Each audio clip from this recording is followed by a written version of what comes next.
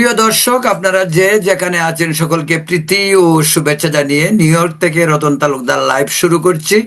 আজকে আমাদের সঙ্গে উপস্থিত আছেন যুক্তরাষ্ট্র আওয়ামী লীগের সভাপতি ডক্টর সিদ্দিকুর রহমান, এবং আমাদের সঙ্গে আরেকজন বিশেষ ব্যক্তি আজকে উপস্থিত আছেন এবং তিনি এই প্রথমবার আমাদের প্রোগ্রামে এসেছেন। তিনি লং আইল্যান্ড ইউনিভার্সিটির অর্থনীতি বিভাগের professor doctor Shawkat Ali. Doctor Shawkat Ali, আপনাকে অনেক অনেক ধন্যবাদ আমাদের সঙ্গে জয়েন করার জন্য। জি, থ্যাংক ইউ। কেমন আছেন? আছে, ভালো। আপনার দর্শকদের সবাইকে শুভেচ্ছা। সাথে তো সিদ্দিক ভাই আছে, রতন আমার বহু পুরনো বন্ধু মানুষ, তো ধন্যবাদ। তার চ্যানেলে আসতে পেরে আমি খুব খুশি। আমার মনে হয় আমরা বোধহয় সবাইকে দেখতে পাচ্ছি না, বা এটা কি ঠিক আছে নাকি? না, একদম ঠিক আছে। হ্যাঁ, ঠিক আছে, ঠিক আছে। হ্যাঁ, আচ্ছা আচ্ছা আচ্ছা। একেবারে নাহলে ঠিক আছে। আমি কিন্তু আমি আপনাকে দেখতেছি, আমাকে আবার দেখা যায় না। না, এই যে আপনি ফুল ইয়েতে আছেন, অসুবিধা নেই। তো আচ্ছা, প্রথমেই যাচ্ছি, প্রথমে একটি প্রশ্ন ডক্টর সিদ্দিকুর রহমান আপনাকে। এই যে 12 ফেব্রুয়ারি নির্বাচন হবে এখন ধরে নেওয়া যায়, কিন্তু আবার মানুষের মনে সন্দেহ রয়েছে। আপনার দৃষ্টিতে আগামী নির্বাচন এবং কি আওয়ামী লীগের পলিসি, যতটুক আপনি খবর রাখেন, কারণ আপনার সঙ্গে ভারতে বসবাসকারী শেখ হাসিনা, সাবেক প্রধানমন্ত্রী, তার সঙ্গেও যোগাযোগ রয়েছে। তো আপনি আপনার প্রতিক্রিয়া নির্বাচন নিয়ে কি বলুন? ধন্যবাদ রতন ভাই। আর আপনার আমার সমালোচক ভাইকে আমি ধন্যবাদ জানাচ্ছি। অনেকদিন পর ওনাকে দেখলাম, যদিও ওনাকে আমি টাইমস টিভিতে প্রায় দেখি। তারপরে আজকে সামনাসামনি দেখা হলো, আপনার সহযোগিতায় আপনি আজকে তাকে এনেছেন। যে প্রশ্নটি করেছেন তার আগে আমি কিছু বলতে চাই। যে নির্বাচন আপনি জিজ্ঞাসা করেছেন, নির্বাচন আমি যদি দলের একজন কর্মী হিসেবে বলি, বা দলের আমার সিদ্ধান্ত কি সে হিসেবে যদি বলি, সে হিসেবে বাংলাদেশে কোনো নির্বাচন হচ্ছে না। বাংলাদেশে এটা একটা অসাংবিধানিক সরকার যেভাবে নির্বাচন করছে, এটা নির্বাচন হচ্ছে না বলে বৈধ নির্বাচন যেটা হবে না, এই নির্বাচন কোনোদিন টিকবে না। কারণ একটি বৃহৎ দলকে, সর্ববৃহৎ দলকে বলবো আমি, বাইরে রেখে একটা সাধারণ নির্বাচন হবে, সংসদ সদস্য নির্বাচিত হবে, সেটা কোনো নির্বাচন নয়। সত্যিকার অর্থে সেটা নির্বাচন নয়। আর দ্বিতীয়ত হলো, নির্বাচনে আবার একটা গণভোটের কথা আছে, এবং এরকম ঘটনা বাংলাদেশের ইতিহাসে কোনোদিন হয় নাই। এবং এবার এজন্যই হয়েছে যে যেহেতু এখানে যে সরকারটি, এই সরকারের কারো কাছে কোনো অ্যাকাউন্টেবিলিটি নাই, যা ইচ্ছে তাই করছে, কোনো সংবিধানের তারা কোনো তোয়াক্কা করে না, জনগণ কি বললো সেদিকেও খেয়াল করে না, বা কারো কিছু বলারও তেমন সুযোগ নাই।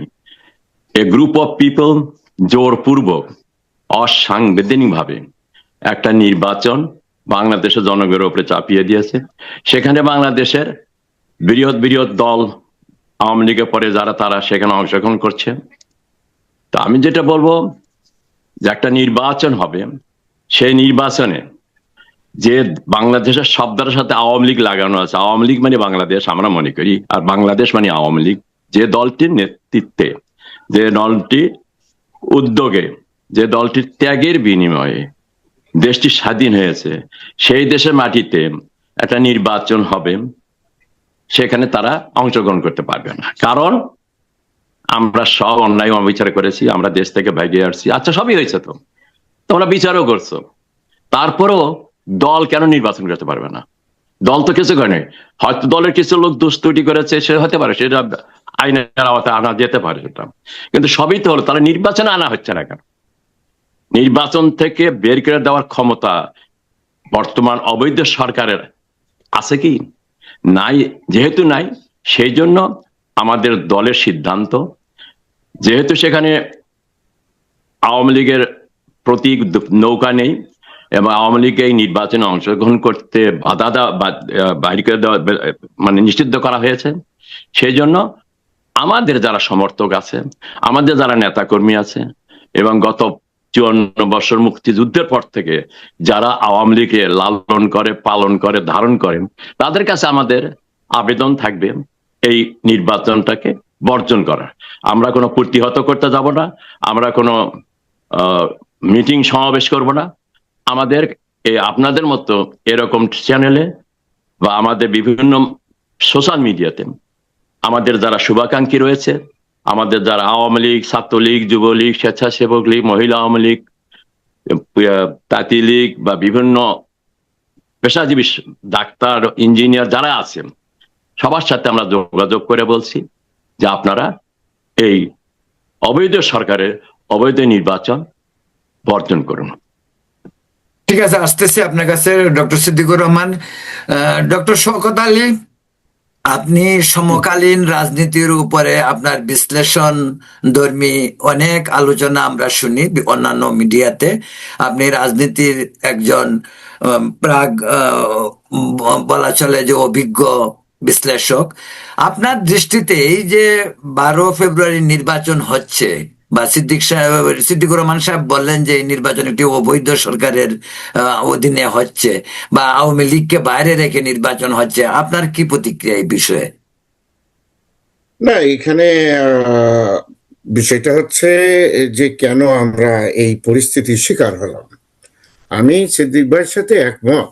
রাজনীতির ক্ষেত্রে বাংলাদেশে বৃহত্তম রাজনৈতিক দল আওয়ামী লীগ, কিন্তু আমি এখনো আই ক্যান রিকল যে প্রায় 1-1.5-2 বছর আগে যখন শেখ হাসিনা ক্ষমতায় ছিলেন, সবাই জানে আমি বলেছিলাম যে যেভাবে আওয়ামী লীগ যাচ্ছে তাতে শেখ হাসিনার নেতৃত্বে শুধু দেশটাই ধ্বংসের পথে যাবে না, এমনকি তার দলটাও ধ্বংসের পথে যাবে। এই নিয়ে অনেক কথাবার্তা হয়েছিল। হাওবার আমি তখন বলেছিলাম যে এ কারণে, যেটা সিদ্দিক ভাই বলছেন, যে একটা ট্রুথ কমিশন গঠন করা হোক। বহু আগে, তার পতনের বহু আগে থেকে আমি কথা বলেছি, এবং আজকাল আমি অনেক বুদ্ধিজীবীদের কথা আমি দেখি, ইউনিভার্সিটি প্রফেসররা বলে, but they learn from me or they take it from my mouth, যে ট্রুথ কমিশন করা উচিত ছিল। আমি নেলসন ম্যান্ডেলার ট্রুথ কমিশনের কথা বলেছিলাম এই কারণে, সেটা কিন্তু এখনো আছে, যে যারা অন্যায় করেছে, যারা অর্থ পাচার করেছে, লোককে আয়না ঘরে দিয়েছে, অন্যায় অত্যাচার করেছে, মানুষের পর দারুণভাবে লক্ষ লক্ষ কেস দিয়েছে, সবার প্রতি যা বলেছে তারা সেভাবে তারা দেশ চালিয়েছে, জঙ্গিবাদ নাটক করেছে, বহু রকম। তো এগুলো করার ফলে যদি তার বিচার করার দরকার থাকে তাহলে বিচার করা উচিত ছিল। এখন বর্তমান পরিস্থিতি আফটার 5th of August এটা হয়নি, ঠিক সেভাবে হয়নি। ফলে হয়েছে যেটা, যখন ধরেন 50-60 হাজার লোক তারা আওয়ামী লীগ করে, বা তাদের নেতৃস্থানীয় বা কেউ দোষে বা কেউ ভয়ে ইন্ডিয়াতে পালিয়ে রয়েছে। এটা ইন্ডিয়ার জন্য একটা বড় বার্ডেন শুধু না, অত্যন্ত লজ্জার বিষয়। আমরা তো ভারতের তো শত্রু মনে করি না। ভারতীয় যারা দেশ পরিচালনা করছে, বিশেষ করে বর্তমান প্রশাসন, মোদী গভর্নমেন্ট, সে যেভাবে দেশের সাথে বন্ধুত্ব করা উচিত ছিল সেটা না করে উনি করেছে একটা দলের সাথে, completely ignoring the normal facts, figures and diplomacy. এটা ভারত কিন্তু সারা দুনিয়াতে এগুলো প্রচার করে না কেউ। সারা দুনিয়াতে আমি নিজে বহুবার বলছি যেটা মাদার অফ ডেমোক্রেসি। ভারতের কাছ থেকে আমাদের ডেমোক্রেসি শিক্ষার প্রয়োজন রয়েছে। What we should do now, সেখানে সে যোগ দিয়েছে। 1 নম্বর পয়েন্ট গেল। দ্বিতীয় হলো, আমি তো মনে করি না যে যদি আওয়ামী লীগকে ইলেকশনে রাখা হতো তাহলে বড় ক্ষতি হতো, আমি মনে করি না, মোটেই না। এখানে একটা প্রশ্ন উঠেছিল, রতন, ইউ নো দ্যাট, যে জাতীয় পার্টির মাধ্যমে আওয়ামী লীগ পুনরুদ্ধার হবে, পুনর্গঠিত হবে, জাতীয় পার্টিকে একটা ছাড় দেওয়া হলো। প্র্যাকটিক্যালে দেখা গেল জাতীয় পার্টি 3-4 ভাগ হয়ে গেল। এখন ওদের ভিতরে গোলমালটা হলো, কেউ বলছে যে তুমি স্বৈরাচারের এই পথে নিয়ে গেছো, সাহায্য করেছো, কেউ বলছে তুমি ভারত থেকে এসে বললে যে না, ভারতের পারমিশন ছাড়া আমরা কোনো কথা বলবো না। ফলে ওদের নেতৃত্বের ভিতরে গোলমাল হয়ে গেল। এখন আওয়ামী লীগকে যদি দেওয়া যেত, আর যেসব ঘটনা পরবর্তীকালে আয়নাঘর থেকে শুরু করে হত্যা, খুন, ধর্ষণ, এবং যেভাবে লোকগুলো পালিয়ে গেল, আমি তো অবাক রতন, যে বিশ্ববিদ্যালয়ের ভাইস চ্যান্সেলররা মারল দৌড়, ইমাম সাহেব মারল দৌড়। ভাই 71 সালে স্বাধীনতা যুদ্ধে আমি মঠে ময়দানে ছিলাম, স্বাধীনতা যেতে চৌগাছা, যেটাকে আমি বলি অনেক সময় একটু জোর করেই বলি আমার এলাকা তো, যে চৌগাছা সেক্টর। আমি কখনো দেখিনি ভাই, গ্রামে গেলেই কেউ না থাকলে একটা মসজিদের ইমাম থাকতো। আমি বহুবার গিয়েছি, আমি ধরাও পড়েছি একটা মসজিদ থেকে, আমি ধরা পড়ছি। আল্লাহ রহমত আমি বেঁচে আছি, এবং পরবর্তীকালে স্বাধীনতা যুদ্ধের একদিন আমি সেখানে দেখছি যে তাকে সারেন্ডার করিয়ে আমি তার চাইনিজ রাইফেলটা কেড়ে নিয়ে আসি, এবং এই মাঠটাকে বলা হয় পান্থার মাঠ। সেখানে আমার স্মৃতি বিরজিত বড় একটা স্তম্ভ করেছে আমার এই অঞ্চলের লোক, আমি সেখানে ছিলাম না। হাওবার এখানে আওয়ামী লীগের এই যে দুরবস্থা, দিনে দিনে এইভাবে একটা দস্যুতার মধ্যে নিয়ে গেল কারা, তাই না? যারা নিয়ে গেছে, আমি তো বলি সবসময় যে তোমরা যারা মনে করো আওয়ামী লীগের দোষ দিচ্ছ, এটা সিদ্দিক ভাই জানে আওয়ামী লীগ সব লোক খারাপ। আমার আত্মীয় স্বজন আওয়ামী লীগ নাই, আমরা একসময় ছিলাম না। আমি যদি বৈজ্ঞানিক ছাত্রলীগ করি তাহলে আমি ছাত্রলীগের অংশ ছিলাম না, আমরা স্বাধীনতা যুদ্ধে অংশগ্রহণ করিনি। এই পর্যায়ে নিয়ে যাওয়ার জন্য যারা দায়ী, যে তথাকথিত তোষামতকারী, তারা আজও বিরাজমান। আমি যেটা মনে করি যে যদি আওয়ামী লীগকে ইলেকশনের সুযোগ দেওয়া হতো, তাহলে আমার মনে পড়ে যে পাকিস্তানের 1970-তে যে ইলেকশন হলো, যেখানে সবার ধারণা ছিল যে পাকিস্তানের মুসলিম লীগ জিতে যাবে সারা পাকিস্তানে। এটাতে যে ইলেকশন কমিশন ছিলেন আমাদের জাস্টিস আব্দুল সত্তার সাহেব, পরবর্তীকালে তিনি প্রেসিডেন্ট হন বিএনপির, উনি চিফ ইলেকশন কমিশনার ছিলেন এই সময়।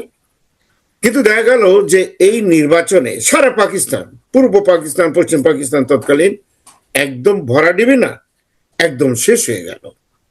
তাই তো আমরা যদি এইবার ইলেকশনে দিতাম আওয়ামী লীগ, তাহলে কিন্তু আওয়ামী লীগের ভাঙন যেটা, সেটা অত্যন্ত প্রচ্ছন্নভাবে আমরা একদম পরিষ্কারভাবে দেখতে পাতাম। কারণ এখানে সব লোক ভালো না। এখনো অনেকেই আওয়ামী লীগের সাথে যারা কথাবার্তা বলছে, বা তারা বলছে যে কিভাবে একটা এমন ভাবে কিছু কথা আমরা বলি কিছু কিছু লোক, যাতে আমরা অন্তত দেশে ফিরে যেতে পারি। যদি বিচার আমাদের হয়, আমরা যদি অন্যায় করি সেভাবে বিচার হোক আমার। অনেকে বলছে ভাই একটা বিদেশে কতদিন থাকা যায়, you are living in a foreign countries. ভারতকে আমার থেকে বেশি কেউ চেনে না। আমি জানি সেখানে যে 71 সালের স্বাধীনতা যুদ্ধের সময় ভারতের তাঁবুগুলোতে আমি দেখেছি কি হয়েছে। বয়রা বর্ডার বলে, এটা বয়রা, কপোতাক্ষ নদীর ওপাশে, সেখানে কি অবস্থা ছিল, কত লোক মারা গেছে, কত দুঃসময় জীবন, নিজের দেশকে ফেলে রেখে অনেকে টাকা পয়সা অর্থ করিয়ে হাজার সম্পদ নিয়েছে। লাভটা হয়েছে কি ভাই? কিছুই হয়নি। শুধু যাতে যুক্তরাষ্ট্রে এসে যারা বাড়িঘর কিনেছে তারাই হয়েছে। ফলে ইলেকশন দিলে আমার মনে হয় যে একেবারে খারাপ হতো না। আমি তো বিজেপি, আমি তো বললাম জাতীয় পার্টির যে অবস্থা দেখে আমার তো ধারণাই ছিল যে জাতীয় পার্টি আওয়ামী লীগের পক্ষে বিরাট একটা, আজকে দেখেন তারা কোথাও প্রচারই করতে পারছে না ভাই, বেরোতেই পারছে না, লোকও নেই, লোক যায়ও না। আমি চাইছিলাম যদি জনগণ তাদেরকে প্রত্যক্ত করে, মাঠে হোক, প্রমাণ হোক সেটা তাদের। আচ্ছা, আপনাকে আমি কি বেশি বলে ফেলছি? আমি আমি আরেকটা প্রশ্ন আপনাকে আবার করতে চাই সিদ্দিক ভাই, আপনি শুনুন। আপনাকে প্রশ্ন করতে, এই যে আপনি বললেন যে আয়নাগর আওয়ামী লীগের আমলে খুন গুম এই সমস্ত অনেক কথাই বললেন, সবই ঠিক আছে, আমি আপনার সঙ্গে দ্বিমত পোষণ করতেছি না। কিন্তু এখন গত 17 মাস যাবত ডক্টর ইউনূসের সরকার, এখানে কি মানুষ আইন শৃঙ্খলার অবনতি, খুন গুম এই সমস্ত গুলি হচ্ছে না? এখনো তো এগুলি হচ্ছে। হচ্ছে শুধু না, আমি বারবার কালকেও বলেছি, পরশুদিনও বলেছি, সব জায়গায় যে এটা সরকারের দারুণ চরম ব্যর্থতা বা উদাসীনতা বা অনভিজ্ঞতা রয়ে গেছে, যেটা আমরা কখনো আশা করিনি। ইউনূস সাহেব শুধু আমার ডাইরেক্ট টিচার না, আমার বাসাও আছে, শত শত ছবি আছে, বহু জায়গায় আমি গেছি, সিদ্দিক ভাইরাও তো ছিলেন আমার সাথে। এই বিষয়টা হলো যে উনি কেন ব্যর্থতা হলো। রতন, আমি একটা কথা বলি, আমি কয়েকটা চ্যানেলে কিছুদিন আগেও আমি বলেছিলাম, ভাই আমাকে মাফ করতে হবে, সেটা হলো say for example doctor Ali Riaz দেশে যে উনি যখনই সংবিধান ভেঙে চুরে চিৎ করতে পারার যে আমি প্রতিবাদ করেছি, ইটস টোটালি ননসেন্স। যেদিন একটা দুনিয়াতে সংবিধান বলে একটা জিনিস আছে, লেখা হয়, সেদিনই কিন্তু তার প্রিম্বেলে লেখা থাকে এটাকে কিভাবে সংশোধন করা যায়। এটা সংবিধান, যদি সংশোধনের কোনো ব্যবস্থা না থাকে ওটা সংবিধান হয়নি। তাহলে আমাদের বাংলাদেশেও একটা আছে, তা আমরা সংশোধন করতে পারি কিন্তু ভাবতে পারি না। But listen, this man himself, সেখানে একটা ইউনিভার্সিটি প্রফেসরি করে, এটাকে বলে সাবব্যাটিক্যাল, বন্ধ নিয়ে এসে দেশে গেছে, এখানে কিন্তু তার ফুল প্লেস বেতন চলছে ভাই। আচ্ছা, তুমি বাংলাদেশের মতো এত হত্যাকাণ্ড, এত রাহাজানির পরে, এত বিপ্লবের পরে এই দেশটাকে তো একটু মাফ করে দিতে পারতে, যে আমি এটা পয়সা নেব না, আমি স্যালারি নেব না, আমি শহীদদের পরিবারের জন্য দিলাম, যেখানে 12,000 14,000 আমরা যাই বলি না কেন, এটা মুখের কথা, সেখানে দিতে পারতেন, তিনি দেননি, একজন লোকও স্যাক্রিফাইস দেননি। আচ্ছা, let's come to the doctor Mohammad Yunus, আমার শ্রদ্ধেয় শিক্ষক। বুঝছেন, আমার বাবা আমাকে বলেছে যদি আমি ভুল করি আমার ছেলে মেয়েদের, উনি তাই শিক্ষা দিয়েছে আমার ভাই বোনদের, যে আমি যদি ভুল করি তুমি আমার সঠিক পথে পরিচালনার কোনো যুক্তি দিও, গ্রহণ করি কি না করি সেটা আমার বিষয়। স্যারের বয়স এখন 84 বছর বয়সে উনি ক্ষমতা নিয়েছেন। আমার কথা হলো, রতন, আমি বাহাদুরির জন্য করছি না ভাই, দাদা, আমার অন্তরের কথা বলছি। স্যারের পয়সা করি কুল কিনারা নাই, তার ইনকাম, একটা লেকচার, আমি বহু লেকচার স্যারের সাথে গিয়েছি, লক্ষ লক্ষ টাকা তাকে দেওয়া হয়, এবং সমস্ত সাদা মানে ধনাঢ্য পরিবারের ছেলে মেয়েরা আছে, 99% এরা হোয়াইট, আমি গিয়েছি। আচ্ছা, স্যার যদি নিজে বলতেন যে এত বড় বিপ্লব হলো, আমি কোনো পয়সা করি নেব না আমার বেতন। রিমেম্বার, নিউ ইয়র্ক সিটিতে একজন মেয়র ছিল, নাম ব্লুমবার, মনে আছে না রতন? হ্যাঁ। You know that. ব্লুমবার 1 টাকা নিত, $1, $1। সিদ্দিক ভাই ঠিক আছে না? 1 টাকা নিত উনি বছরে তার বেতন। কেন? ডক্টর ইউনূস সাহেবের ইউনূস সেন্টার আমি বহুবার গিয়েছি, আই নো দিস পিপল। উনি কি দেশের জন্য একটাবার স্যাক্রিফাইস করতে পারলেন না, যে আমার টাকাটা দিয়ে শহীদ পরিবারের এই যে 30,000 আহত ছাত্রছাত্রীদের দেব? ভাই, আমরা কার কাছে শিখবো? হি ডিড নট স্যাক্রিফাইস ইট। এবং আমার স্যার হলে কি হবে? আমি এটা বলবো, sir, it is a mistake. আপনি আছেন আর কয়দিন, সারা দুনিয়াতে আপনি খুবই নন্দিত ব্যক্তি। আপনি যদি একটু দেখাতেন, তাহলে এই সেট অফ এক্সাম্পল আমরা আরো অন্য জায়গায় দিতে পারতাম। 1 নম্বর। 2 নম্বর পয়েন্ট, লোকাল অ্যাডমিনিস্ট্রেশনে আমি নিজেই গিয়েছি ভাই। আমি বলি রতন, আমি নিজে আমার বাড়িতে যাই, গ্রামে থাকি, আমার ওখানে অনেক প্রজেক্ট আছে, স্কুল কলেজ মাদ্রাসা মসজিদ বহু কিছু, রাস্তাঘাট, বিদ্যুৎ আমি নিয়ে গেছি, 30 বছর ধরে আমি করছি। এমনকি শেখ হাসিনা আমার ওখানে মেডিকেল সেন্টার, একটা কমিউনিটি মেডিকেল সেন্টার আমার মার নামে, যেটা সিদ্দিক ভাইয়ের সাথে আমি একদিন বলছিও, যেটা অনেকদিন খোলা হয়নি। তা আমি সিদ্দিক ভাইকে আমি বলছিলাম, সিদ্দিক ভাই আপনি একটু বলে দেন যে একটা প্রতিষ্ঠানে পড়ে রয়েছে 3 বছর, আমার কারণে তারা খুলছে না, আমি নাকি ওদের বিরোধিতা করি। তো বিল্ডিং হয়ে গেছে ভাই, আমার জমিতে হয়েছে, লেখা আছে রত্নগর্ভা মা Hamida Ahmed medical community clinic, কিন্তু একজন ডাক্তারও নাই।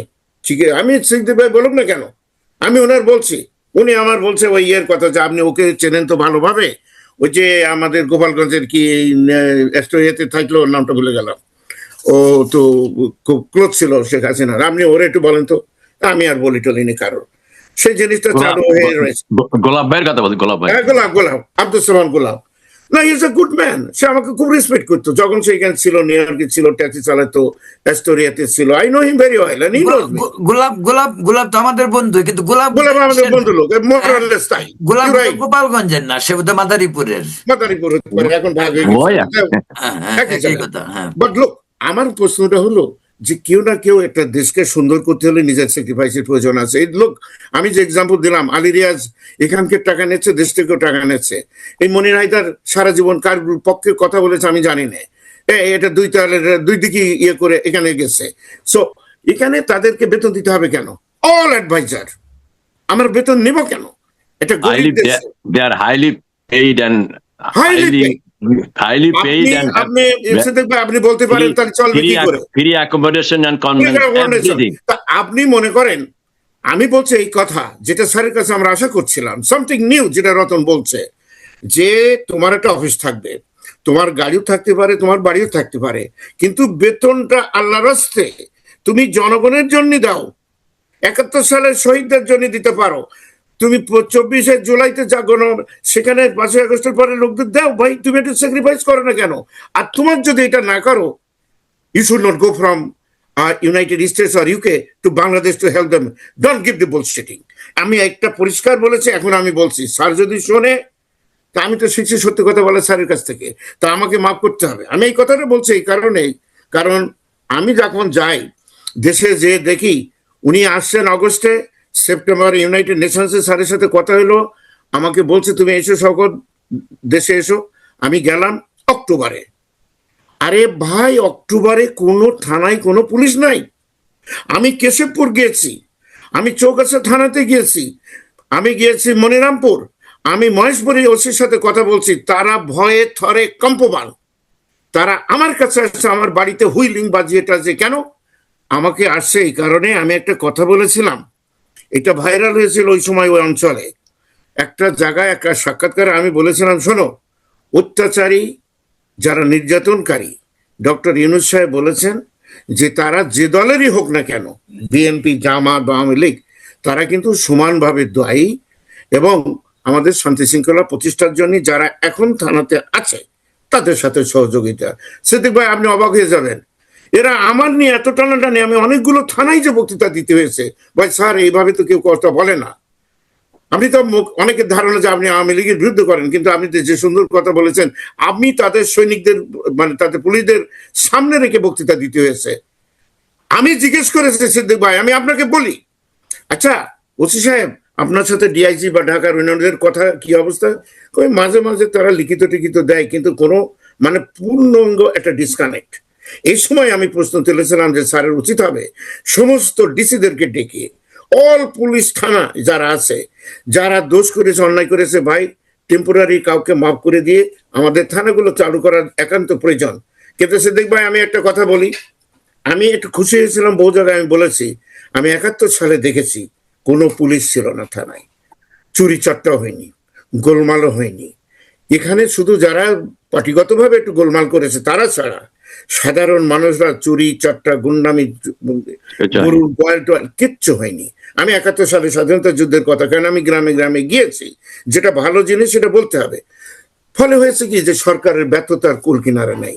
এখন রতন যে কথাটা আগে জিজ্ঞেস করেছে, পরে ইলেকশন কি হবে, ইলেকশনে তো এখন যেটা আমি দেখলাম যে সেদিন ভবনে যে কথাগুলো সেখানে বলছে, এখানে নিরাপত্তা যে অ্যাডভাইজার তারাও ছিল, তারা তো বলছে যে তারা 90,000 থেকে প্রায় লক্ষ লক্ষ আহ, মাঠে নামাবে। এখন মাঠে তো সেনাবাহিনীর লোক এখন আছে উইথ ম্যাজিস্ট্রেট পাওয়ার, কিন্তু আমরা কোনো অ্যাকশন দেখিনি তাদেরকে।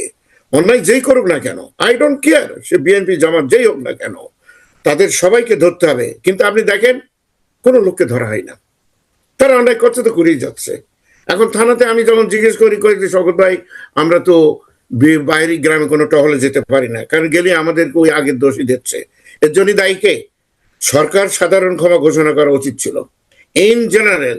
তাহলে হয়তো কি, এই যারা দৌড় মেরেছে সাধারণ লোক, আরে ভাই ইউনিয়নের চেয়ারম্যান, আমার তো ভাই, আমরা তো আমাদের বন্ধু বান্ধব আছে না, আত্মীয় স্বজন আছে না, আমরা কি আসমান থেকে আসছি?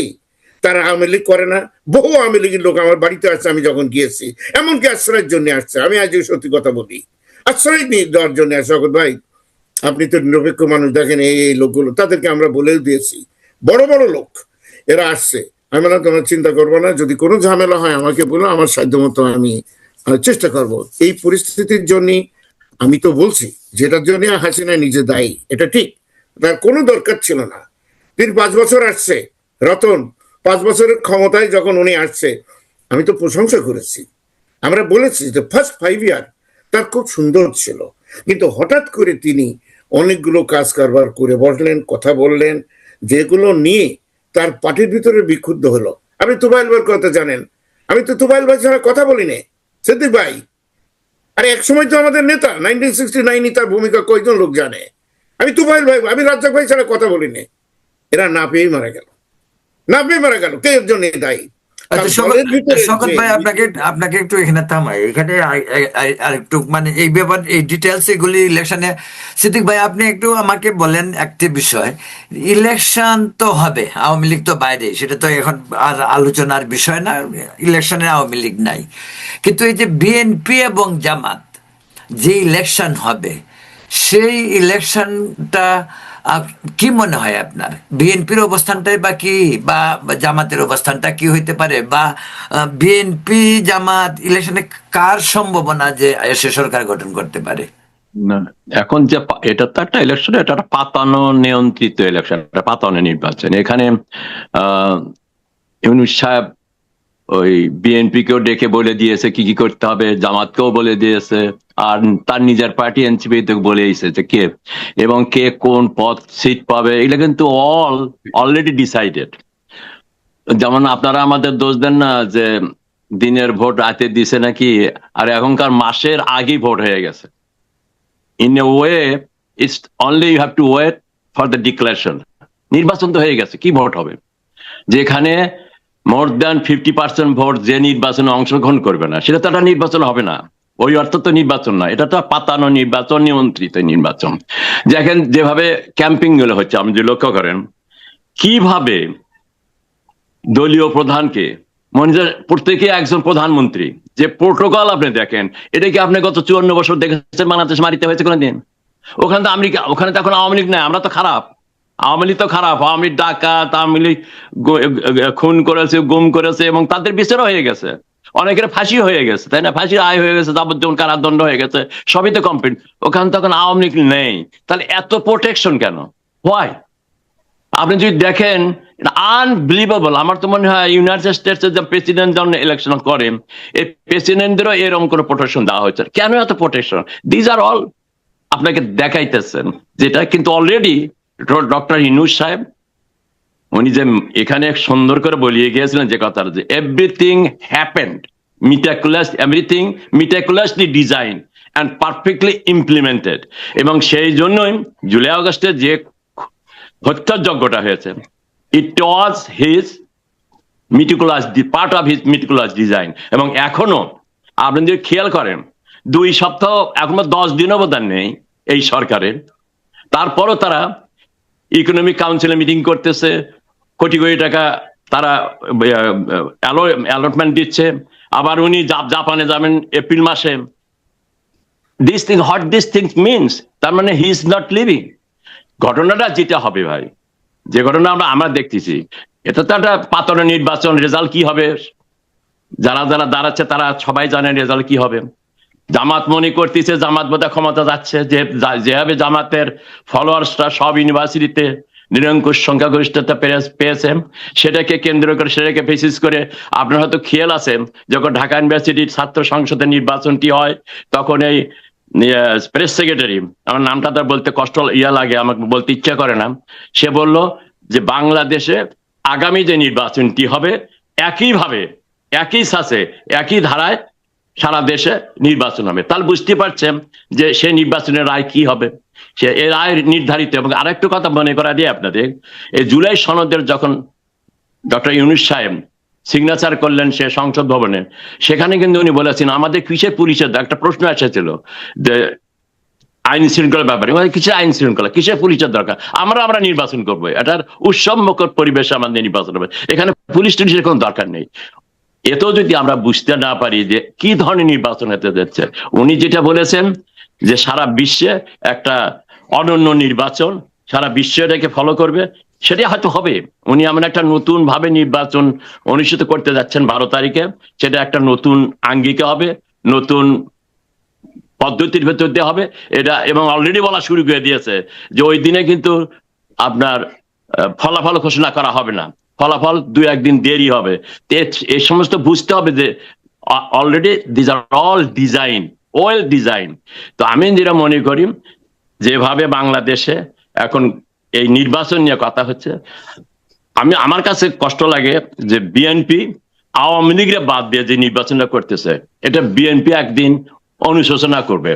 ক্ষমতায় গেল যেরকম ভাবে ওনার মা ফেব্রুয়ারি 96 সালে ফেব্রুয়ারিতে বলায় নির্বাচন করে 19 দিনে কয়েকদিন ছিলেন, যে নির্বাচনে যেই আসুন না কেন, এবার আওয়ামী লীগরা বাদ দিয়ে, বড় অংশকে বাদ দিয়ে একটা নির্বাচন করে সেই দেশ পরিচালনা করা, এই সেনাবাহিনী তো আর থাকবে না, সেনাবাহিনী তো ঘরেতে নিয়ে যেতে হবে।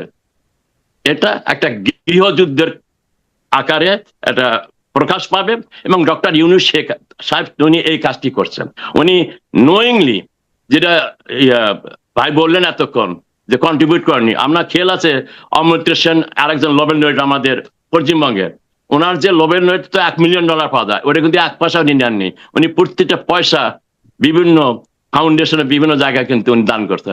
আমাদের নিয়ে কিন্তু হাফ অফ দা সে পেমেন্টটা পাইছিলেন, 500,000 উনি কি কাউকে দিয়েছেন? শুধু তাই না, গত 54 বছরে আপনি একটা জায়গা দেখাতে পারবেন না কত দুর্দিন দুর্যোগ গেছে বাংলাদেশের মানুষের, উনি একটি পয়সা কখনো অনুদান দেননি। ওনার সবচেয়ে বড় ব্যবসা গ্রামীণ ব্যাংক, সেখান থেকেও কিন্তু কোথাও কাউকে কোনোদিন হেল্প করেননি। তো এবারে উনি যেটা করলেন, ভাই বলতেছিলেন তার কি কোনো টাকা পয়সার অভাব আছে? না, নাই, কোনো অভাব নাই।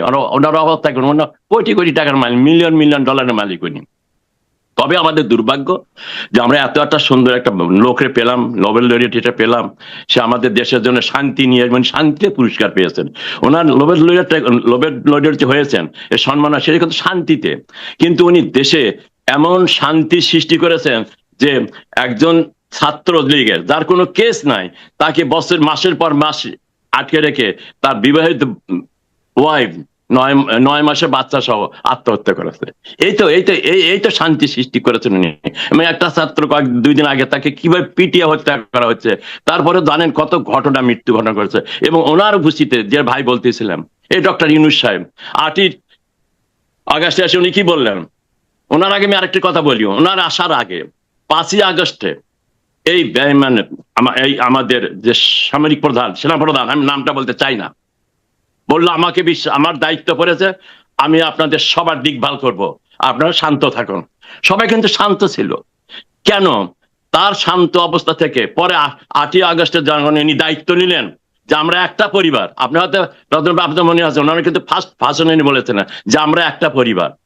উনি যদি সে একটা পরিবার করে নিতে পারতেন, যেটা উনি বললেন ট্রুথ কমিশন করছেন ইয়াতে সাউথ আফ্রিকাতে, ওনার একটা কিছু করা উচিত ছিল। উনি পারতেন সবাইকে নিয়ে দেশে একটা শান্তি শৃঙ্খলা বজায় রাখতে, যেটা জননেত্রী শেখ হাসিনা গত সপ্তাহে ইন্ডিয়াতে বলেছেন যে স্থিতিশীলতা আনার জন্য আওয়ামী লীগের বাদ দিয়ে বাংলাদেশে কোনোদিনই স্থিতিশীলতা আসতে পারবে না। তখন এটা বিরাট অংশ, আওয়ামী লীগ তার মাটির থেকে আসে না বা হাওয়ার থেকে আসে না, এই একটা বিরাট অংশকে বাদ দিয়ে তাদের উপর যে নির্যাতন, তাদের উপর যে অত্যাচার করা হচ্ছে, সেটা তো মুক্তিযুদ্ধের সময় এর মধ্যে যেটা ভাই বলতেছিলেন, আমার নিজের বাড়ি, আমি বাড়িতে থাকি না, আমার বাবার বাড়ি, সে বাড়িটা মারির সাথে পুরিয়া মারির সাথে মিশিয়ে দিয়েছেন, ভাঙ্গিয়েছে, লুটতাজ করে নিয়ে গেছে। আচ্ছা, সিদ্দিক ভাই আসতেছে, আপনার কাছে আসতেছে, বুঝতে পারছি।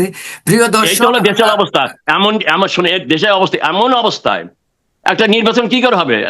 দেশের তো কোনো আইন শৃঙ্খলা বলে কাছে নাই।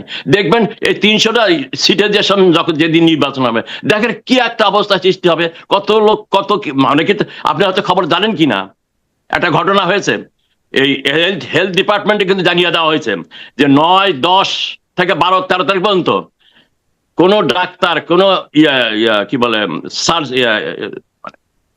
যারা হেলথ ওয়ার্কার আছে, কেউ কোনো ছুটি পাবে না, সবাইকে হসপিটালে থাকতে হবে। তার মানে যে কোনো ঘটনা ঘটতে পারে এই ইঙ্গিত তারা পেয়েছে, এবং সেখানে একটা ঘটনা হয়তো ঘটতেও পারে। আমরা সেটা চাই না, তখন আমরা তো এখানে নাই।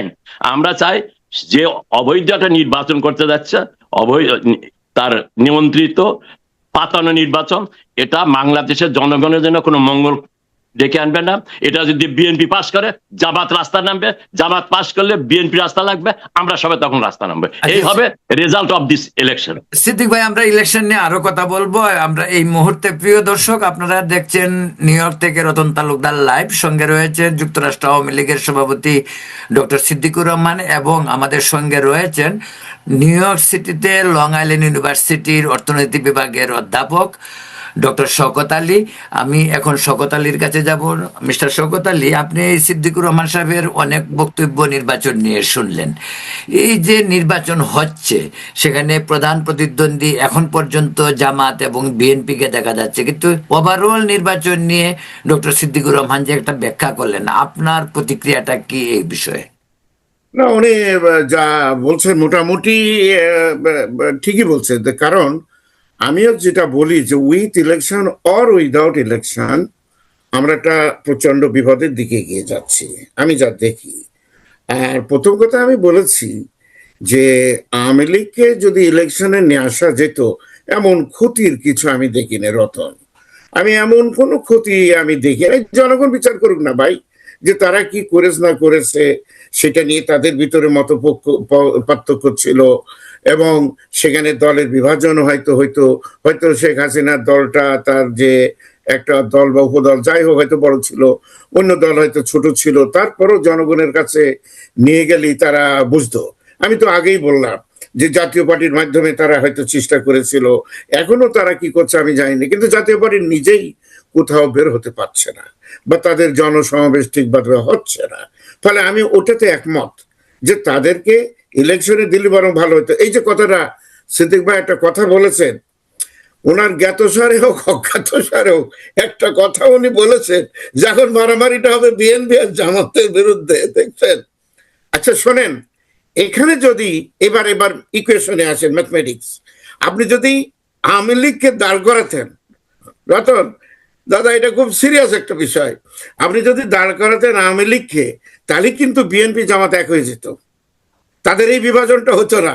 ওরা সবাই যে লাগতো আওয়ামী লীগের বিরুদ্ধে, যাই হোক না কেন একটা গণতান্ত্রিক হ্যাঁ, পরিবেশে এটা হয়তো বাস্তবতা হয়তো কি তাই না, বলবো। রাইট? হ্যাঁ, সেটাই। আপনি বাধা দিলেন, তাহলে তো হয় না। Two mistake can not make a right. এখন আমি জানি আমার অনেকে বলবে যে শওকত ভাই কি মাইন্ড চেঞ্জ করলো, আমি অ্যানালিসিস দিচ্ছি যেটা এখন আমরা হতে যাচ্ছে, তাই না? যেভাবে করতে যাচ্ছে লোক।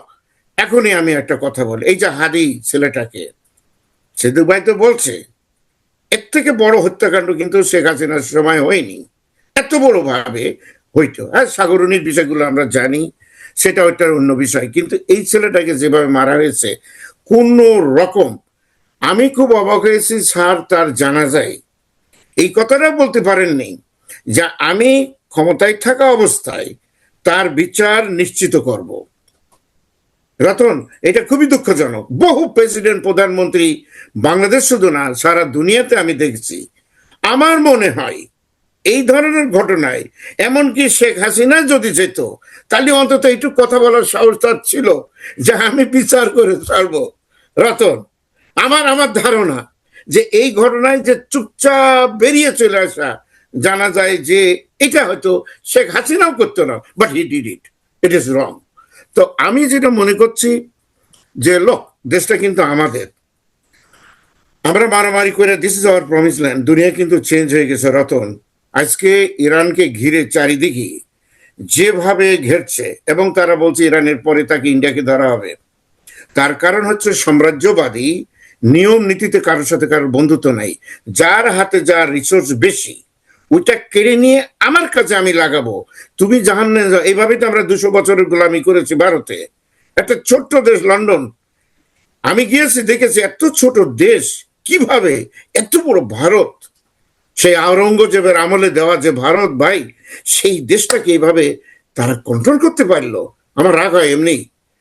এখন যদি আমরা একটু করি, ভারতের যদি নির্যাতন শুরু হয় যে কোনো ভাবেই হোক, আমরা কিন্তু পাশের দেশ হিসেবে একেবারে তা থেকে বাইরে যেতে পারি না। আমি জিওগ্রাফিক্যাল পজিশনের কথা বলছি। আমরা চাই না ভারতকে কেউ অ্যাটাক করে, কিন্তু লোক, দ্য ওয়ার্ল্ড যেভাবে ইন্টেন্সিফাই করে যাচ্ছে, তাতে আমরা দেখছি যে কিভাবে কি হতে যাচ্ছে। ওদিকে ইসরায়েল, তাকে দেওয়া হয়েছে পশ্চিম এশিয়ার সমস্ত দেশগুলোকে যা পারো করোগে যাও। ল্যাটিন আমেরিকা, এই যুক্তরাষ্ট্র, এমনকি Canada, Greenland, you know what is going on. আমরা খেয়ে হারিয়ে ফেলছি। সো এই যে ইম্পেরিয়ালিজম যদি আসে ফিরে, আমাদের মতো গরিব দেশ, লোক, আমাদের ক্ষুধা, অন্ন, দরিদ্রতা সবই কিন্তু ভারতের যা আছে আমাদেরও তাই আছে।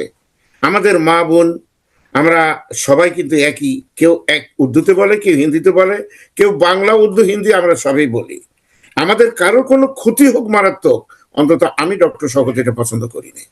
তাহলে এইটা যাতে না হয়, আমার মনে হয় আওয়ামী লীগ থেকেও এই ধরনের কথা বলা উচিত।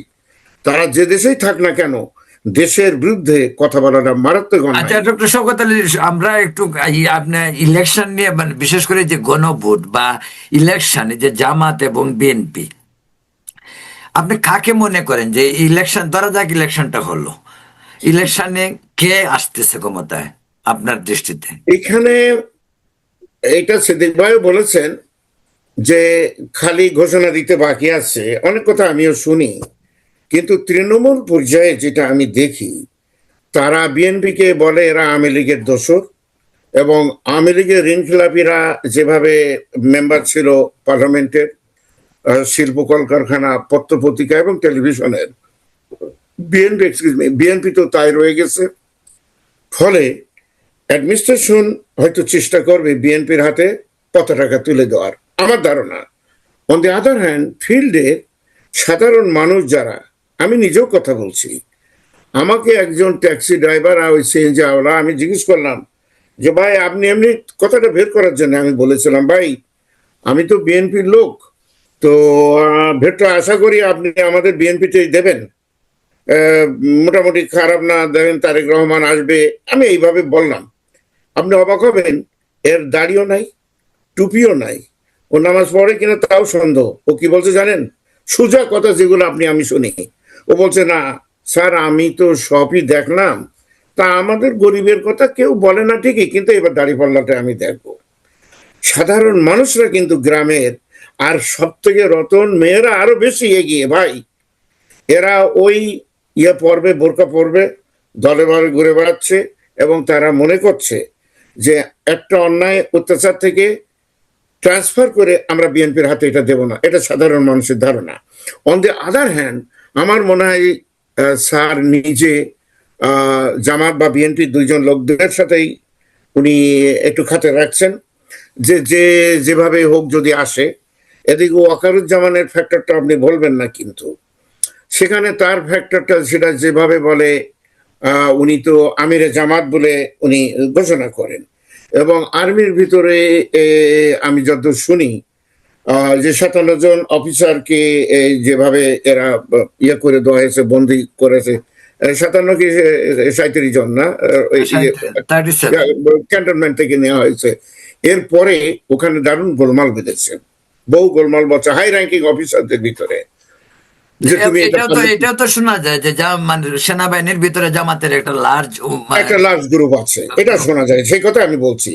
এখন তারা মনে করছে যে যদি অন্তত জামাত আসে, তার এরা পোর খাওয়া, এদের পরে অনেক অত্যাচার করা হয়, অত্যাচারের ধরনটা আমরা কি করেছি, ভুল করি, যাই করি না কেন, আমরা হয়তো তাদের সাথে কথা বলতে পারবো চোখে চোখ রেখে, যে হুজুর আপনি আমাদের সাথে এটা করবেন না, হয়তো সম্মানজনক রিটায়ারমেন্ট আমাদের দিয়ে দেবেন, আমাদের পেনশনগুলো কাটবেন না, পার্সন নন গ্রেটা ঘোষণা করবেন না, আমরা আপনার পক্ষে আছি বা কিছু কাজ করে দেব।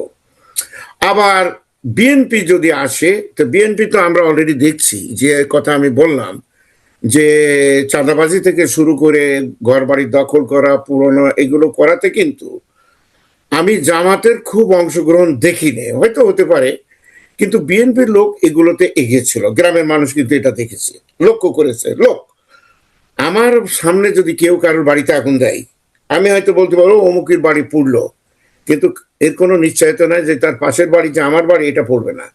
ফলে যদি আওয়ামী লীগ এই দোষে দুষ্ট হয়, সেই দোষে একই দোষে, যেমন লোক এখনই বোধহয় 15 জন না কতজন ঋণ খেলাপিকে ক্যান্ডিডেট দেওয়া হয়েছে, অলরেডি লোকের কাছে চলে গেছে, যা কয়েক হাজার কোটি টাকা তারা পাচার করেছে বা আত্মসাৎ করেছে বা লোন শোধ করেনি। আমি তো প্রচন্ড বিরোধিতা করি, যেটা হবে কেন, উনি ইলেকশন করবেন কি জন্যে? উনি তো আগেই খেয়ে বসে আছে, ক্ষমতায় গেলে কি করবে? এটা কিন্তু রতন ভেরি সিরিয়াস কোশ্চেন। কিন্তু এখানে আরেকটা প্রশ্ন আপনাকে করি, ধরা যাক জামাত পাশ করলো, তো আগামী ইলেকশন কিন্তু আর 15 দিনও নেই, তো জামাত যদি পাশ করে তাহলে আমাদের ডক্টর ইউনূস বা এই যে আপনি আলী রিয়াজ বা এই যে মনির হায়দার বলেন, এই যে গং যারা, আসিফ নজরুল, এদের কি হবে? এরা যদি, আমি যতদূর শুনেছি, যা এদের অনেকেই অ্যাডভাইজারের হয়তো বিচার হতে পারে, কারণ এরাও টাকা পাচার করেছে। যদি সুনির্দিষ্ট অভিযোগ হয় তাহলে তাদেরকেও ইন্টারন্যাশনাল ট্রাইব্যুনালে বিচার হওয়ার সম্ভব আছে, 1 নম্বর। কারণ জামাতের একটা বিষয় হয়েছে, যেমন আমাদের অলি ভাই আছে, প্রখ্যাত মুক্তিযোদ্ধা, এই ব্যাপারে তো কারোর কোনো সন্দেহ নাই, মেজর আখতারুজ্জামান আছে। তারপরে এখানে রয়ে গেছে আমাদের নাহিদা, যারা ইয়ং জেনারেশন, যারা প্রায় 30%, 25 to 30% ভোটার, নিউ ভোটার হয়তো ফর দ্য ফার্স্ট টাইম তারা ভোটিং যাচ্ছে। তো সবকিছু মিলে, আবার ওদিকে খুলনায় আমার বাড়ির কাছে, সেখানে এক হিন্দু ভদ্রলোককে দেখছি আমি, কি সুধাংশু নাকি নাম ভুলে গেলাম, না ওর নাম হলো কৃষ্ণ দাস। তো ও দেখি, এবং তার সাথে হিন্দু মহিলারাও সবাই তারা বলছে যে না আমরা ভোট দেব, তাকেই ভোট দেব যে আমাদেরকে মান সম্মান ইজ্জত দেবে বা আমাদেরকে রক্ষা করবে। কারণ ওদের ভয়টা হলো ওরা বিএনপির হাতে নির্যাতিত হয়েছে ভাই, সেদিক ভাই ওদের ভয়টা হলো যে আমরা যদি আপনার ফরিদপুরেও তাই হয়েছে, ওই শরীয়তপুর পুরো ওরা বলছে যে না আমরা জামাতকে ভোট দেবো, আমি তো কোনো হিসেবে মিলাতে পারছি না। তো তারা এই বিষয়টা যেটা আপনি রতন যেটা বলছে, আমার মনে হয় যে জামাত ক্ষমতায় যদি যায় তারা ফ্রি হ্যান্ড কোনো ক্রমে কোথাও পাবে না। তাহলে ডক্টর ইউনূসের কি, মানে আমি এটা জানতে চাই, ডক্টর ইউনূসের কি হবে? উনি আবার বিদেশ থেকে আসছিলেন, আবার বিদেশে চলে যাবেন? আমার তো মনে হয় এটা দুটো বৃহৎ দলই তাতে বোধহয় রাজি, উনার বিষয়ে যে তার হয়তো বাইরে চলে যেতে হবে বা উনি ইউনুস সেন্টার নিয়েই থাকবে, অথবা বিদেশে যেভাবে উনি লেকচার দেয় ওনার লেকচারের ডিমান্ড কিন্তু সবসময় থাকবে। এখন প্রধান অ্যাডভাইজার হওয়ার পরে হয়তো আরো বেশি তার স্কেজুল বেড়ে যাবে, তো উনি হয়তো ছাড় পাবে। কিন্তু তার অনেকেই অ্যাডভাইজারদের ভিতরে, এর ভিতরে তো অধিকাংশ লোক মূর্খ রতন, এ ব্যাপারে কোনো মূর্খ বা তাদের 71 সালে স্বাধীনতা যুদ্ধের সময় কোনো ভূমিকা ছিল না, 24শে জুলাইও ভূমিকা ছিল না। আল্লাহ রহমত আমি সব ভূমিকায়, আমি আমার যা সত্য দেশের সপক্ষে যা বলা দরকার দেশপ্রেমিক মানুষ হিসেবে আমি সবগুলোতেই ছিলাম। তো সেক্ষেত্রে যে স্ট্যান্ডার্ড দেখা যায় অ্যাডভাইজারদের ভিতরে অনেকেই ধরা পড়বে। এখন আসিফ নজরুল। ডক্টর শওকত আলী, আমরা প্রায় শেষ পর্যায়ে রয়েছি, আপনার কাছে পরে আবার এক মিনিটের জন্য আসবো। ডক্টর সিদ্দিকুর রহমান, আপনাকে 1 মিনিটের মধ্যে আপনি মানে কি বলতে চান আপনার আওয়ামী লীগের নেতা কর্মী এবং আজকে আমাদের দর্শকদের? 1 মিনিটের মধ্যে তো হবে না। আমি যেটা বলতে চাই আপনার নির্বাচন সম্বন্ধে, আমি তো বুঝতেই পারি না, আমার কাছে হিসাবে মেলে না। বাংলাদেশের দুটি রাজনৈতিক দল, একটা হলো আওয়ামী লীগ আর একটা হলো বিএনপি। গত 54 বছরে এই দুটি দলই এই দেশটাকে পরিচালনা করছে, সেখানে আওয়ামী লীগ অনুপস্থিত। সেক্ষেত্রে বিএনপি এককভাবে নির্বাচিত হবে এতে কোনো সন্দেহ নেই। আমার তো মনে হয় 280 থেকে 290 সিট পাওয়া উচিত BNP, without any grouping anything what ever happen. তারা তাদের যে নমিনি বিএনপি, এটা কোনো হিসাবের ভেতর পড়ে না। এর ভেতর যদি জামাত আসে, সেটা আসবে ওই ঢাকা ইউনিভার্সিটি বিভিন্ন ডাকসু চাকসু মাকসু যেটা হয়েছে ওই ফর্মুলায় যদি করে, তাহলে তো আমি যেটা বললাম নির্ধারিত হয়ে আছে কে কি হবে। কিন্তু যদি নির্বাচন হয়, এটা তো একটা পাতনের নির্বাচন, যদি নির্বাচন হয় আমার বিশ্বাস বিএনপির সাথে জামাতের কোনো এটা কম্পারেবল না। জামাতে আগে ভোট সংখ্যা ছিল 7 to 8%, সেখানে বেড়ে 12 থেকে 15% হবে। আর BNP all along between 30 and 35% ভোট। এটা মানে জিয়াউর রহমান সাহেব থেকে শুরু করে ওই 2008 সালে যে নির্বাচন, সে যদি দেখেন তাদের সমর্থক, সেক্ষেত্রে আওয়ামী লীগের হলো 38 থেকে 41% আওয়ামী লীগ আসছেন। সেক্ষেত্রে বিএনপি যে এককভাবে পাশ করবে তাতে আমার কোনো আমি মনে করি যদি নির্বাচন তারা করে আর কি। তার অর্থ না সিদ্দিক ভাই, এখানে তাহলে আওয়ামী লীগ, আপনি কি আওয়ামী লীগ যদি ভোট না দেয় তাহলে কি অর্থ বিএনপি যদি এত 200-250 সিট পায়, তার অর্থ কি আওয়ামী লীগ বিএনপি কে ভোট দিবে? যদি না বিএনপি ভোট, আওয়ামী লীগের ভোটের দরকার তো নাই বিএনপি, না আওয়ামী লীগের ভোট তো দরকার নাই বিএনপির ভোট আওয়ামী লীগের যারা ভোট দিতে যাবে তারা আওয়ামী লীগ তো কেউ ভোট দেবে না। আওয়ামী লীগ যে করে, যে আওয়ামী লীগ লালন করে, আমরা স্ট্রেট বলেছি নেতা কর্মীরা হয়তো দিবে না, কিন্তু সাপোর্টার যারা সাপোর্টার অনেকে ভয় ভীতি করে দেবে, সেটা খুব একটা সংখ্যা বেশি হবে না ভাই, সেটা হতে দেবে না। যেহেতু সেনাবাহিনী থাকবে, যেহেতু স্ট্রাইকিং ফোর্স সেনাবাহিনী থাকবে, যারা দিবে ওইগুলি কারা পাবে? জামাত না? এটা তো বাস্তব যে জামাতের এখন বাংলাদেশের যে বাস্তবতায় যে মানুষের যে শওকত ভাই বলতেছিল যে মানুষের একটা যে আগে আওয়ামী লীগ দেখছি, বিএনপি দেখছি, এখন আমরা জামাত সৎলোকে শাসন কায়েম করতে চায়, নিরাপদ মানে সমাজ চায়, দেশ চায়, এমন তো হইতে পারে। এই বাস্তবতা জামাতের ভোটের অবস্থা কিন্তু এখন ভালো। তা আমি বলছি যে আপনাদের এই আওয়ামী লীগের একটা অংশ, বিশেষ করে একেবারে সাধারণ মানুষের মাঝে যে আওয়ামী লীগের সাপোর্টার, তারা যদি ভোট দেয় তারা কি বিএনপি কে দিবে? তারা আওয়ামী লীগ, তারা জামাতকে দেবে না। আমার বিশ্বাস তারা জামাতকে দেবে না। আওয়ামী লীগ কোন সময় জামাতকে ভোট দেবে না। একজন আওয়ামী লীগ হয়ে জামাতকে ভোট দিতে পারে না। যুদ্ধ বিরোধী যুদ্ধ যার দেশ বিরোধী, যুদ্ধের সময় যার বিরোধিতা করছে, তাদের ভোট একজন আওয়ামী লীগ দিতে পারে না। তবে আপনি যেটা বলছেন ভয় দেখার, সে ভয় কিন্তু দেখাচ্ছে বিএনপি না জামাত। আমার গ্রামের কথা বলি, আমার গ্রামের সব ধরেন, আমি যেহেতু ওই গ্রাম থেকে, আমার সবাই বলতে গেলে 100%ই বিএনপি আওয়ামী লীগ করতো। এখন কিন্তু সেখানে ওই ভয় দেখাচ্ছে যে তোমরা যদি বাড়িঘর, আমার যেন বাড়ি পুরে, তোমরা বাড়িঘর যদি ঠিক রাখতে চাও তাহলে তুমি ভোট কিন্তু আমার ধানের শীষে দিবে। আমি হিসাব করে দিলাম অনেকবার ধানের শীষে যাবে। তারা আওয়ামী লীগ করে মনে প্রাণে, হয়তো কিছু গেলে তারা, আমি তাদের বুদ্ধি দিয়েছি তোমরা যাবা ভোট কেন্দ্রে যাও, ভোট কেন্দ্রে ঘুরে আসবে, যে ভোট দিয়ে দিছি ধর দেশান্ত কোনো গন্ডগোলে যাবো না কিলে। তা এটা হলো একদিন নির্বাচন। আমি যদি বলি পাতানো নির্বাচনের কথা বলছি, যদি পাতানো না হয়, যদি সঠিক নির্বাচন হয়, বিএনপির সাথে জামাতের কোনো কম্পেয়ার হবে না। এটা হলো আমার দৃষ্টিতে, আমার ক্যালকুলেশনে। ওকে, বুঝতে পারছি। আর দ্বিতীয়ত আমি যেটা বলি, যেটা ভাই বলতেছিল শোনেন, এই যে গতকালই বোধহয় এক উপদেষ্টা বলছে, ওই যে সে বোধহয় বাণিজ্য উপদেষ্টা, যে শেখ হাসিনার সময় বাংলাদেশে 2 লক্ষ কোটি টাকা লোন ছিল, আর সেটা এখন দাঁড়িয়ে আছে 23 লক্ষ কোটি টাকা গত 1.5 বছরে। এই হলো বাংলাদেশের ডক্টর ইউনূস, একজন ইকোনমিস্ট মানুষ, এবং বিদেশ থেকে 1 ডজন সব বিজ্ঞ ব্যক্তিদের নিয়ে যায় আমাদের দেশটাকে, যে ভাই কোথায় নিয়ে গেল, কোথায় উনি দিয়ে যাচ্ছেন, সেটা ব্যাপার। আমি একটা বলি, আপনি যেটা বলছেন 12 তারিখে নির্বাচন হবে, 12 তারিখে নির্বাচনের পরে কিন্তু যেটা আমি শুনতে পাচ্ছি, কোনো ক্ষমতা হস্তান্তর হবে না। কারণ যদি তথাকথিত সনদ পাশ হয়, সেই সনদের যে সমস্ত ইস্যু আছে, সেই ইস্যুগুলো প্রথম সংসদে বসে তারা কিন্তু সংসদ হিসেবে ইয়ে করবে। তারা কি বলে, কি একটা নাম দিয়েছেন, যে তারা 6 মাসের ভেতর সবগুলোকে পাশ করাতে হবে।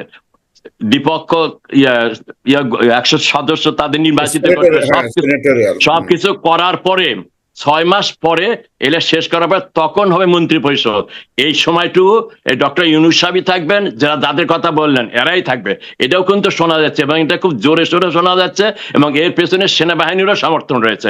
এর সাথে যদি বিএনপি উইন করে, এর সাথে জামাতেরও সমর্থন রয়েছে। তো সবকিছু মিলিয়ে আমি দেখতেছি খুবই একটা দুর্যোগ সময় আসতেছে আমাদের দেশে। আমাদের দেশে সবসময় আমরা ক্রান্তি লগ্নে, দেশের জনগণের কষ্টের মধ্যে যাচ্ছে।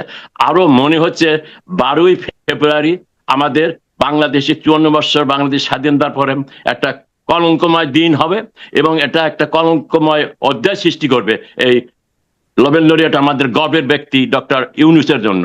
এবং আর যেটা আপনি প্রশ্ন যেটা করছেন, আমি আরেকটা কথা বলি ভাই, এই যে ভাই যেটা বলে দেশের এই সরকারের কি ভাবে যে অন্যায়, কি যে জাতির পিতা বঙ্গবন্ধুর বাড়িটাকে ইচ্ছা করে চোখের সামনে সেনাবাহিনী দিয়ে বুলডোজার যে ভেঙে দেওয়া হলো, এটা কোনো দেশ হলো?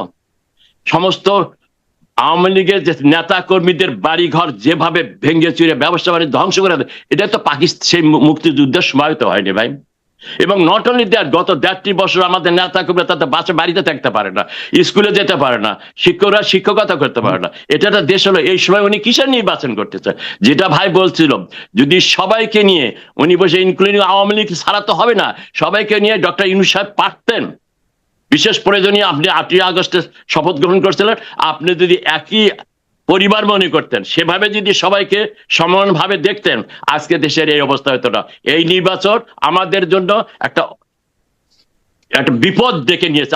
আমি সমূহ বিপদ দেখতেছি, যে বাংলাদেশে 12 তারিখের পরে কি হবে এটা সময় আসলে বোঝা যাবে।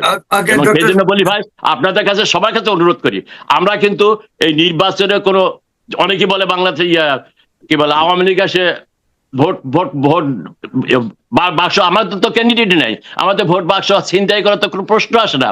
এই নির্বাচনে পুলিশেরও দরকার নাই। এখানে এত সুন্দরভাবে নির্বাচন হবে, 500 মতো বিদেশিরা আসবে দেখবে, সেনাবাহিনী থাকবে, পুলিশ বাহিনী থাকবে, এখানে টু শব্দ হবে না। তার কারণ এই সমস্ত ভোটের তো প্রয়োজন নাই। Vote has been already been counted, already decided.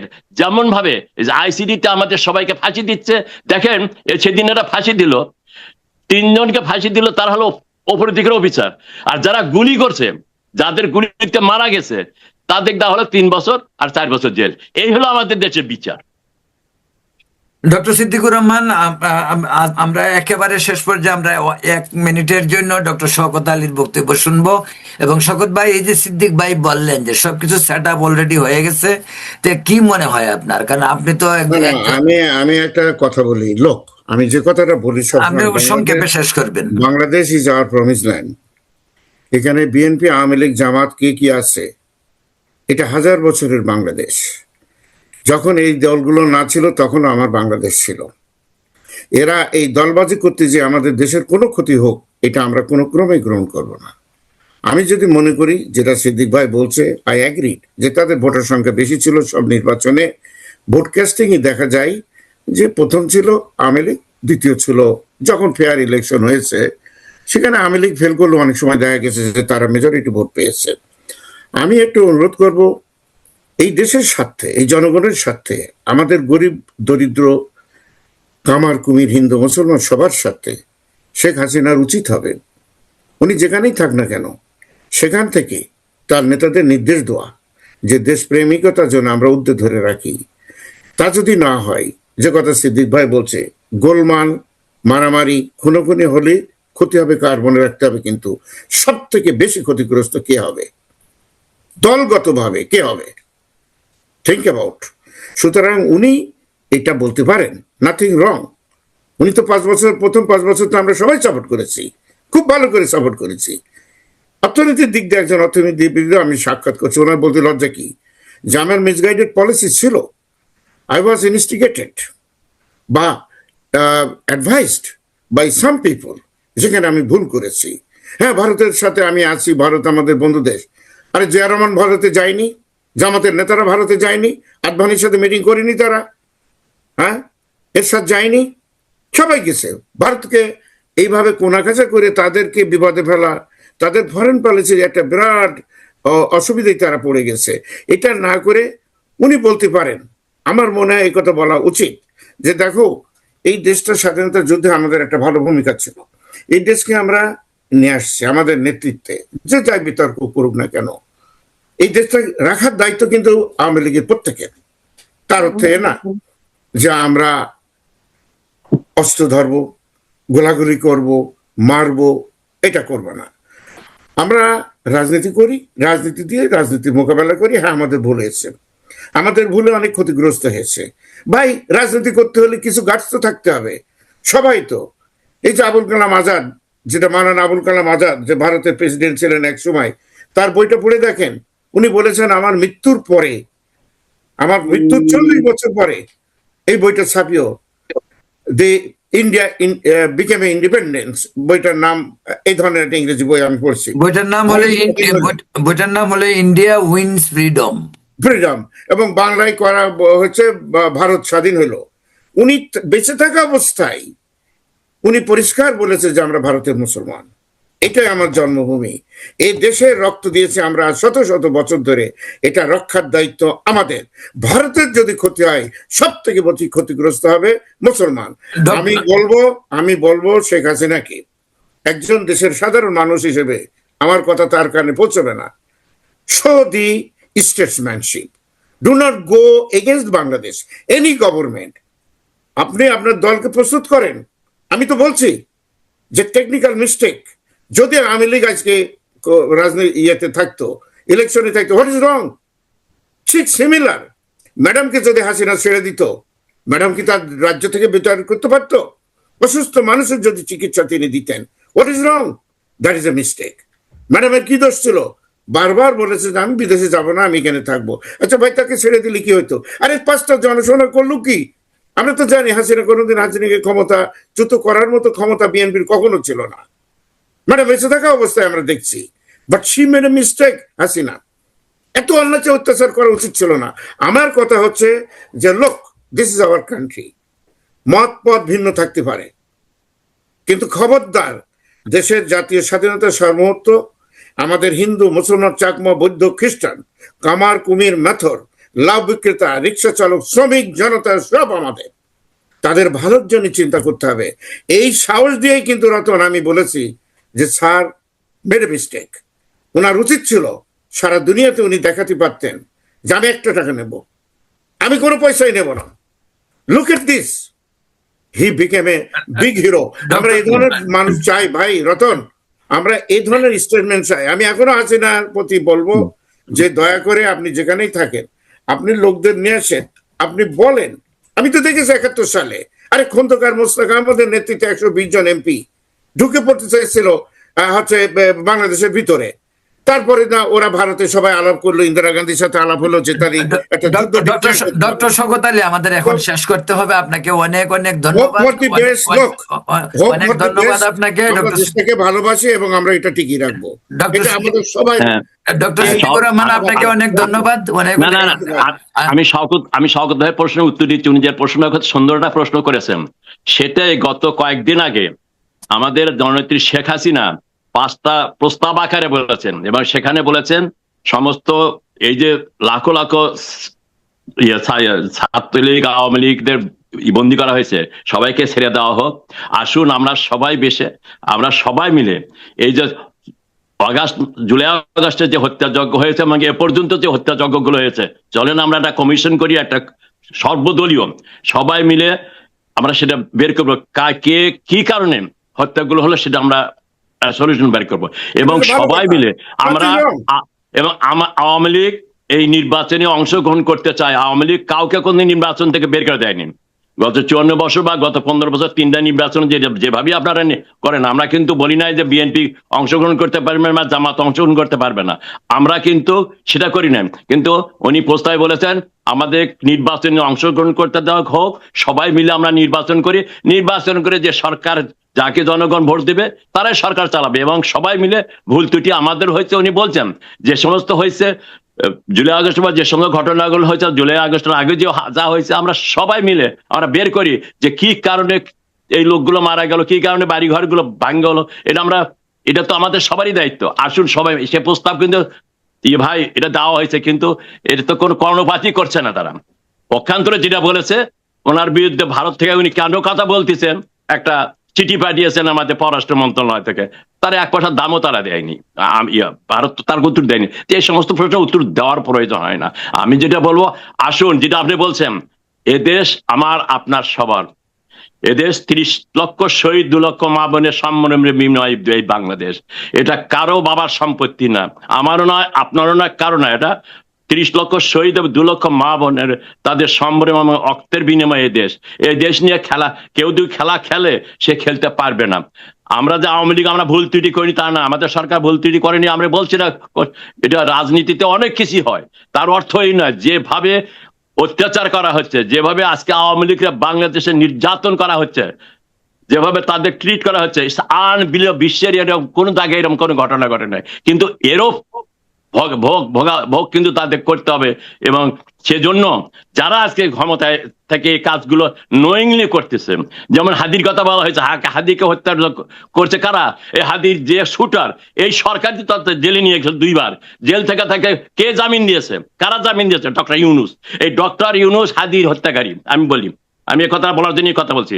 উনি তা না হলে এটা বিচার করে না কেন? তা না হলে কেন তাকে 1 কোটি টাকা দেওয়া হচ্ছে, বাড়ি দেওয়া হচ্ছে, 1 কোটি ক্যাশ দেওয়া হচ্ছে, তার ভাইকে অ্যাম্বাসেডর বানিয়ে দেওয়া হচ্ছে? Why? Because they killed him. It's not Awami League, it's Dr. Yunus. I think Yunus knows everything how Hadi was killed. The shooters, jail থেকে বের করে দিয়েছে কে?